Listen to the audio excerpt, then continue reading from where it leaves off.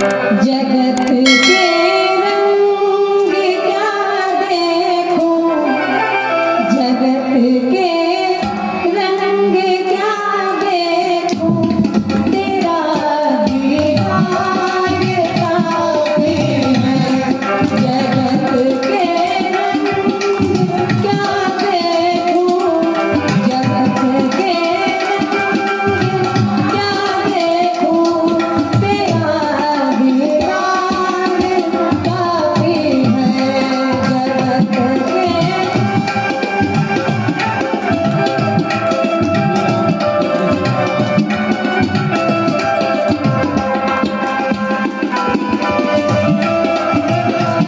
सभी लोग बड़ी मस्ती के साथ ताली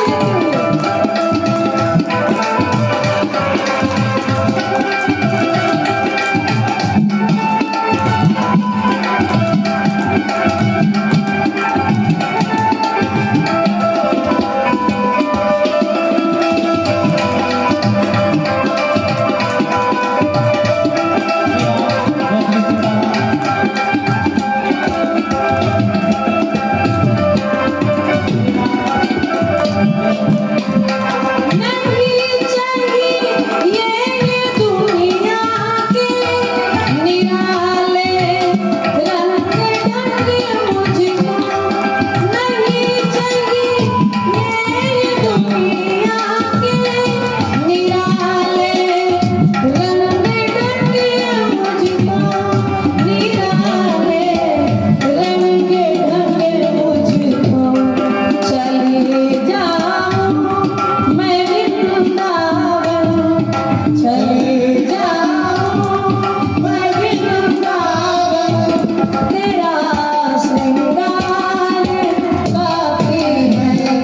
चले जाऊं मैं वृंदावन, तेरा श्रृंगार काफी है। जगत के रंग क्या देखूं, तेरा दीदार काफी है। जगत के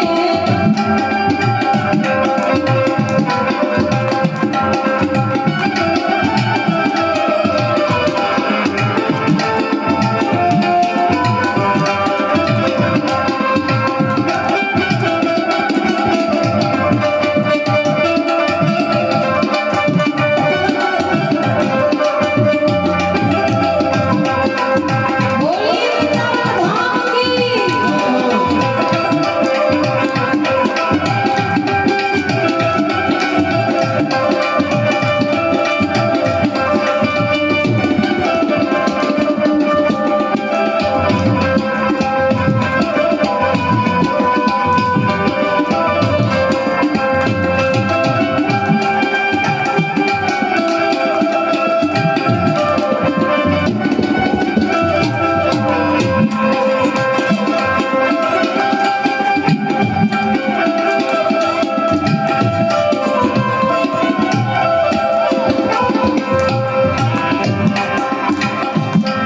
जगत के रिश्तेदारों में बिछाया जाल माया का।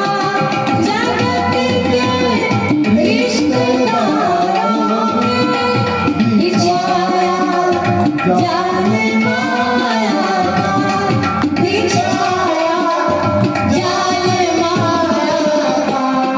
तेरे भक्तों से हो प्रीति, तेरे भक्तों से हो प्रीति, तेरा परिवार काफी है।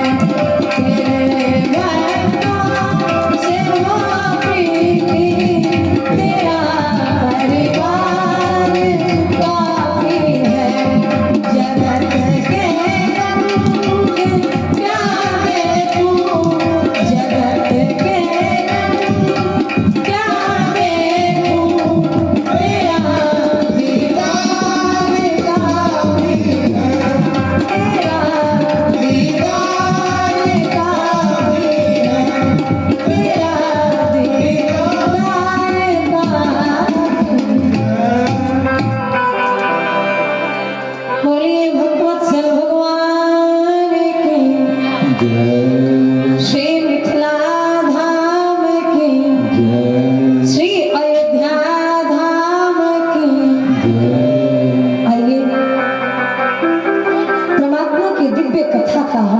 सा स्वागत करें। ठाकुर जी के मंगल में चर्चा हम 5 दिनों से सुनते आ रहे हैं। आज छठा दिवस है और कल इस कथा का विश्राम दिवस है। देखिए, कथा कभी समाप्त नहीं होती, इसे विश्राम दिया जाता है। आप कहेंगे कथा समाप्त क्यों नहीं होती? बाबा तुलसी से पूछा कि बाबा, आपने ये तो लिखा कि कथा प्रारंभ कब हुई? 1631 में बाबा तुलसी ने कथा को लिखना प्रारंभ किया था। संवत 1631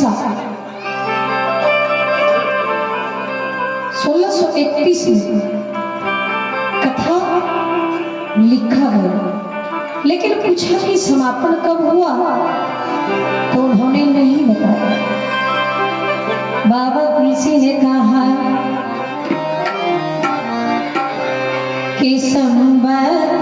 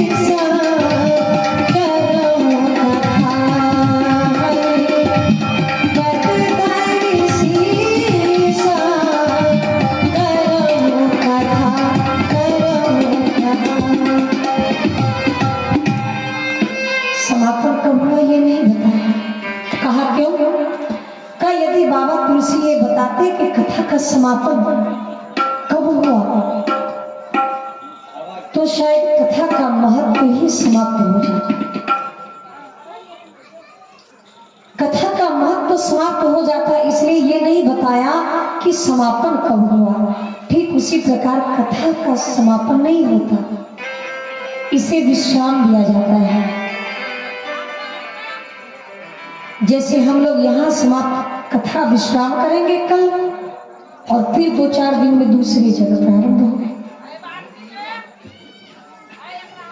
परमात्मा की कथा कभी समाप्त नहीं होती। क्यों? ईश्वर का अंत नहीं है। जिसकी शुरुआत होती है उसका अंत होता है। भगवान ना तो आदि है और ना अंत है क्या? का ये अनादि है, और जो अनादि होते उसका कभी अंत नहीं होता।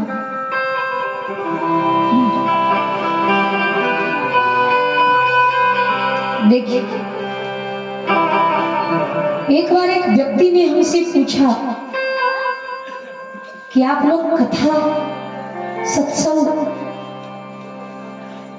ये सब सुनाते हैं, करते हैं, जगह जगह पे कथा कीर्तन हो रही है, सत्संग हो रहा है, कोई प्रयाग जा रहा है, कोई विश्वनाथ का दर्शन करने जा रहा है, कोई केदारनाथ जा रहा है, कोई अमरनाथ जा रहा है। इतने धर्म कर्म हो रहे हैं, इसका कोई फायदा हो रहा है? पाप तो बढ़ता ही जाता है। पापियों का तो अंत हो ही नहीं रहा।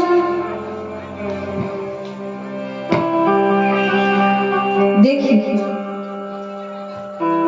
विद्वानों से जब पूछा तो उन्होंने कहा कि सुनो, पाप तो बढ़ता है लेकिन उसके अंत के लिए ईश्वर को आना पड़ता है।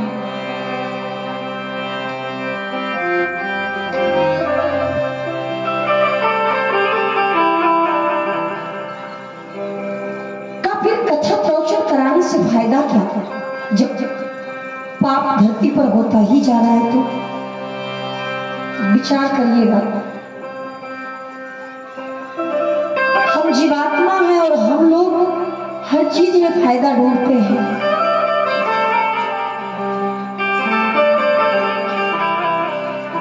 एक कवि ने लिखा है कि जी रहे हैं लोग कैसे आज के वातावरण में, कहाँ दिन गुजरता नींद में और रात कटती जागरण में। अरे लक्ष्मणों का हाथ होता, लक्ष्मणों का हाथ होता आज के सीता हरण में, लक्ष्मणों का हाथ होता आज के सीता हरण में। एक वो लक्ष्मण थे त्रेता में जिसने मर्यादा की रेखा खींचकर कहा था कि भाभी इस रेखा को आप पार मत कीजिएगा। यदि इस रेखा को आपने पार किया ना तो धरती पर आपको कोई बचाने वाला नहीं होगा। लेकिन आज वही रक्षक भक्षक बन चुका है। आज वही लक्ष्मण सीता का अपहरण कर रहा है, सीता को चुराने में सहयोगी बन रहा है। देखिए क्या ऐसा हो क्यों रहा है? इस कलयुग में ना जाने उल्टी गंगा बह गई है। कवि ने कितनी सुंदर बात कही। कहाँ घर गधों के खीर पकती और सिंह भूखे सो रहे, हर घर गधों के खीर पकती और सिंह भूखे सो रहे। अरे गीत कोयल सीखते हैं बैठ कौओं के शरण में, गीत कोयल सीखती है बैठ कौओं के शरण में। आज कोयल का दुर्भाग्य है कि कौवे के शरण में जाना पड़ता है। और धरती पर ऐसे ऐसे व्यक्ति हैं जिसे कौवे और हंस में अंतर भी मालूम नहीं होता। देखिए हंस का एक अपना स्वभाव होता है, हंस का एक निजी स्वभाव होता है। वो समुद्र में भी जाए ना तो वो सिर्फ अपना खुराक ही ढूंढता है। लेकिन जहां तक कौवे की बात है तो कौवे को चांडाल भी कहा गया है। कौवे का एक निजी स्वभाव है। कुछ भी कर लीजिए कौवे को, आखिर वो वहीं जाकर चोंच लगाएगा, गंदगी में ही चोंच मारेगा। आज भी समाज में कौवे की कमी नहीं है। देखिए हंस बनना बहुत बड़ी बात है। व्यक्ति धनवान हो जाए कोई बड़ी बात नहीं, व्यक्ति बलवान भी हो जाए कोई बड़ी बात नहीं, ज्ञानवान गुणवान हो जाए कोई बड़ी बात नहीं, लेकिन व्यक्ति चरित्रवान हो जाए ये बहुत बड़ी बात है। और ये चरित्रवानों का देश है। हमारे भारत में भारत का गिद्ध भी सिद्ध है। भारत की धरती पर एक ऐसा गिद्ध भी हुआ जिसने दुनिया वालों को ये दिखाया कि मैं जाति से गिद्ध हूं। शरीर मुझे गिद्धों का मिला है, लेकिन मेरा संस्कार तो आज के मनुष्यों से भी ऊपर है। आप देखिए, गिद्ध कहा, अभी से 20 साल पहले की बात बताएं। हमारा जहां घर था और है, वह बहुत बड़ा बगीचा हुआ करता था। और जब हम लोग छोटे थे तो देखते थे गिद्धों का झुंड रहता था। आप लोग भी देखे होंगे, लेकिन ईमानदारी से बताइए, एक भी गिद्ध दिखाई देता है? अब कहीं गिद्धों से पूछा गया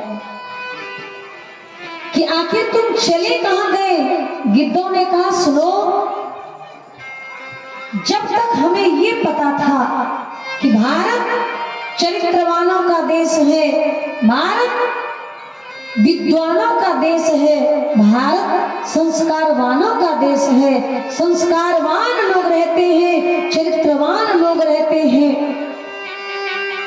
तो हमें लगता था कि भारत की गंदगी को साफ करने के लिए हमें यहाँ रहना ही पड़ेगा। लेकिन जिस दिन से हमने ये देखा कि हमें तो परमात्मा ने गिद्ध बनाया, लेकिन भारत में मनुष्य होकर भी जब गिद्धों जैसी मनोवृत्ति वाले मनुष्य ने अपने जीवनचर्या प्रारंभ कर दी, यहाँ के इंसान जब गिद्ध के तरह जीने लगे, भक्षण करने लगे, तो हमने सोचा कि चलो, जब भारत में भी गिद्ध की कमी ही नहीं रही तो भारत को छोड़ो, और हमने विदेश पकड़ लिया।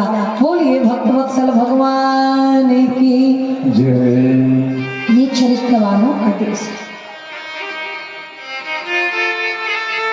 इसलिए कवि ने लिखा, कहा, जब पाप बहुत बढ़ जाता है, भक्तों को सताए जाते हैं, और भक्तों की रक्षा करने को दुष्टों को मिटाने आते हैं।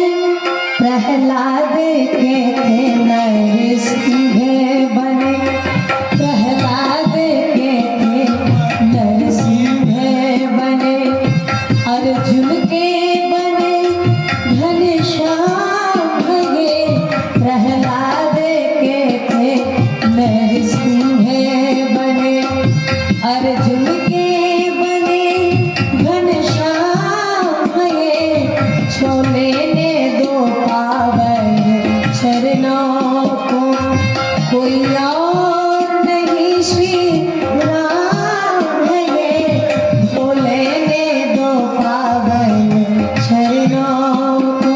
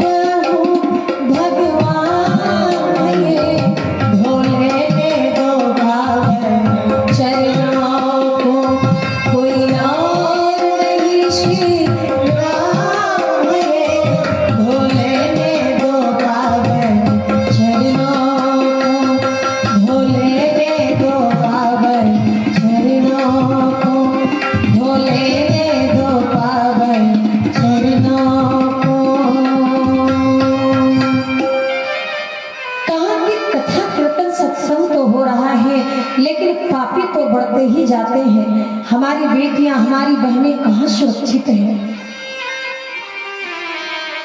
फिर से कराने से क्या फायदा? सीधी सी बात है। हमारे नौजवान भाई बैठे हैं, माताएं बैठी हैं। देखिए, हम गाड़ी चलाते हैं 80-90 की स्पीड में,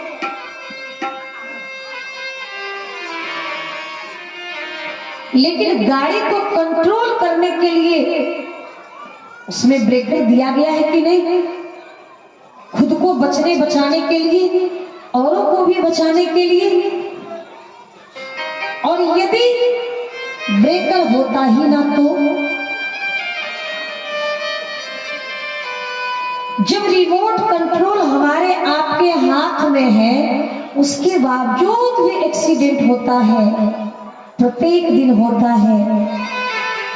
लोग बेमौत मारे जाते हैं। काश वो रिमोट कंट्रोल ना होता तो और कितने लोग मारे जाते, कितना एक्सीडेंट होता। फिर उसी प्रकार ये संसार है, ये समाज है। आप देखिए, जब सत्संग होता है, कथाएं होती हैं, लोग यहाँ आते हैं, सुनते हैं, और इतना सुनने के बावजूद जब घर जाते हैं तो मन में बात आती है कि बहन जी ने आज कथा में ये सुनाया, आज वो सुनाया। ऐसे चलने के लिए, ऐसे करने, यानी सत्संग जो है वो क्या है? सत्संग हमारे जीवन में घटित होने वाले हमारे गुनाहों पर ब्रेकर लगाता है, बचाता है हमें गलत करने से। और काश ये कथा ना होती तो, ये सत्संग ना होता तो। इसलिए बुरा मत मानिएगा। हमने आपके बीच निवेदन किया था, कौन ऐसा भागा होगा जो भक्ति को प्राप्त करना नहीं चाहेगा? भगवती सीता को 3 व्यक्ति ने पाना चाहा, जनक जी ने, राम जी ने और रावण ने भी। लेकिन विचार करिएगा, श्री राम जी के जीवन का विकास हुआ। संसार में सीता और राम जी पूजे जाते हैं। जनक जी महाराज के नाम के साथ श्री जानकी जी का नाम जोड़ा जाता है। जनक जी महाराज पूजे जाते हैं, लेकिन उसी रावण के साथ श्री जानकी जी का नाम जोड़ा गया। क्या कि रावण ने भगवती सीता को उठा लिया। विचार करिए, जो साक्षात ब्रह्म है, इस संसार के अधर्मियों ने भगवती सीता का अपहरण करना ही नहीं छोड़ा, तो हम और आप तो साधारण से मनुष्य हैं। जब भगवती सीता को रावण उठा सकता है, तो हम और आप तो साधारण मनुष्य हैं। इसका परिणाम क्या हुआ? का रावण का विनाश हुआ। आज तक जिसने देवी शक्ति को, भगवती को और नारियों के ऊपर अत्याचार किया है, वो संसार में कभी सुखी नहीं रहा। शास्त्र में वर्णन आता है कि कभी भी स्त्री की हत्या, गौ हत्या नहीं करनी चाहिए। स्त्री को कभी दंड भी नहीं देना चाहिए, चाहे वो कितनी भी दुष्ट आत्मा क्यों ना हो। ये संसार है। और ना जाने, हम कहना चाहेंगे अपने भाइयों से, माताओं से कि देखो, नारी ना होती तो क्या होता? नारी तू नारायणी, नारी जगत की जननी है, जगत की अम्मा है, जगदम्बा है। अरे इसने क्या नहीं दिया? संसार में आने से पहले अपने उदर में जगह दी, अपने गर्भ में जगह दिया। वो परमात्मा तुम्हें डायरेक्ट थोड़ी ना भेज रहे हैं। इन माताओं बहनों ने संसार में आने से पहले पुरुषों को अपने गर्भ में जगह दिया, उदर में जगह दिया, और उसके बाद अत्यंत पीड़ा सहन करने के बावजूद तुम्हें धरती पर लाकर खड़ा किया। हम निवेदन करें संसार